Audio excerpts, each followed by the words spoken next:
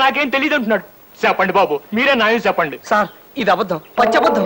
ఏమయ్యా చదువుకునే కుర్రాళ్ళ ఉన్నావు? నువ్వు చేసే పనేనా ఇది? ఎంత అమాయకంగా కనబడుతున్నాడు చూడండి. సార్ నాకేం తెలియదు సార్, ఒట్టు సరస్వతి దేవి మీద ఒట్టు. ఇప్పుడు నా బిడ్డ మెళ్ళ తాళి కట్టినంటే అది ఊరేసుకుంటుంది. నా బిడ్డను నాకు దక్కించండి బాబు, మీ కాళ్ళు కొట్టుకుంటాను. ఇట్లాంటి మాటలు మాట్లాడుకో, నేను ఎవరిని పెళ్లి చేసుకోను. ఓ పలుసు పిల్లలు చెడగొట్టి పెళ్లి చేసుకోవాలంటే ఊరుకుంటారంటే అతనితో మాట్లాడండి. 4 తగిలిస్తే తెక్క కుది దారిలోకి వస్తాడు. ఏమయ్యా ఆగండి, ఎక్స్క్యూజ్ మీ, తప్పుకోండి. చూడండి, మీ చుట్టూ ఈ జనం ఏమిటి? నేను ఇప్పుడే ఊరి నుంచి వచ్చాను. ఇంటికి వెళ్ళి తాళం వేస్తుంటే మిమ్మల్ని వెతుక్కుంటూ ఇలా వచ్చాను. నువ్వెవరు తల్లి? నేను ఆయన భార్యని. ఏమయ్యా ఇంత లక్షణమైన పెళ్ళాన్ని ఇంట్లో పెట్టుకుని నీకు ఇవేం కక్కుర్తి పనులయ్యా?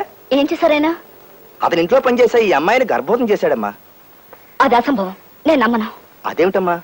మాకు చాలా చిన్న వయసులోనే పెళ్ళయింది. ఓ బాబు ఓ పాప పుట్టగానే ఆయన వేసెక్టమీ ఆపరేషన్ చేయించుకున్నారు. ఏం బాబు, నీ కూతురు గర్భవతి అవడానికి మావారు కారకులా? ఏ ఇలా ఆయన బెదిరించి డబ్బు గుంజుదావనా? Police police! అబ్బే పోలీసు వాళ్ళు ఎందుకో? పదవే, నువ్వు ఎవరిని చూసి ఎవరు అనుకున్నావు? మొదలు ఇష్టపడతానా? కొంపకు పది నీ పని చెప్తాను. పదా రండి. అయ్యా అయ్యా, ఓహో ఇట్ట తీసుకెళ్ళిందా ఆ పిల్ల? అయినా ముక్కు మొగం తెలియనాడిని నడు రోడ్డు మీద పట్టుకుని నువ్వే నా మగుడు అనేయడం ఏంటండి అయ్యా? చాలా ఆశ్చర్యంగా ఉంది. ఇంతకీ ఎవరా అమ్మాయి? ఆ అమ్మాయి చేసిన పనికి చెప్పిన అబద్ధానికి నాకు ఆశ్చర్యం వేసింది అప్పలస్వామి. అలా తను నన్ను కొంత దూరం తీసుకెళ్ళాక నాకు భయమే సాగిపోయాను. చాలా హెల్ప్ చేశారు, థ్యాంక్స్ అండి. మీరు నేను మీకు తెలియకపోయినా మీరు నా కాలేజీలో సీనియర్ గా బాగా తెలుసు.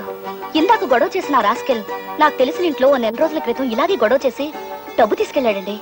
ఆ బ్యాచ్ కి అదే వృత్తి. అందుకే వాళ్ళు మళ్ళీ మీ చుట్టూ వల పన్నుతుంటే చూస్తూ ఊరుకోలేకపోయాను. ఇంకో మార్గం ఏం తోచగా అంత అబద్ధం ఆడాల్సి వచ్చింది. ఇంకా నయం కదండి, ఆ కంగారులో మీకు మెదడు పనిచేసింది. నాకైతే బ్రెయిన్ ఆఫ్ అయిపోయిందండి. నా పేరు ఇక్ష్వాకుడని, నేను క్రీస్తుపూర్వం 620 సంవత్సరంలో మగధ సామ్రాజ్యానికి రాజునని, ఇంకా ఏమిటేమిటో అనిపించిందండి. ఈ పరిచయం సాకుగా మన స్నేహం పెరగాలని ప్రయత్నించకండి. నాకు అలాంటివి నచ్చవు. జరిగింది మర్చిపోండి. Good bye.